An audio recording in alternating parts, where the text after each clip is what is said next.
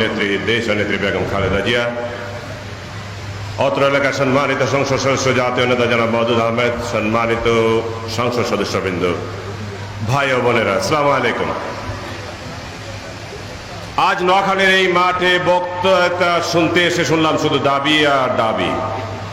বাংলাদেশের মানুষের একটি মাত্র দাবি যেটা ছিল, সেই দাবি তো নোয়াখালীর দাবি নোয়াখালীর কাছেই আছে, কারণ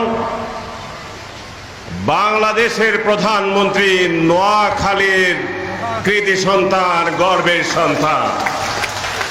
সুতরাং তাই যদি হয়ে থাকে তাহলে আপনারা দাবি কেন দিচ্ছেন? আমরা বাংলাদেশের মানুষরা আপনাদের কাছে দাবি নিয়ে আসব, আপনারা নোয়াখালী থেকে আমাদের দাবি পূরণ করে দেবেন। কিন্তু আজকে এখানে এসে শুনি শুধু দাবি আর দাবি। দাবি নয় ভাই, আপনাদের নেত্রী বাংলাদেশের গণমানুষের নেত্রী, দাবি দিতে হয় না। এই মাটি মানুষের নেত্রী জানেন কোথায় কি করতে হবে, তাই বাংলার গ্রামে গঞ্জে ঘুরে বেড়াচ্ছেন।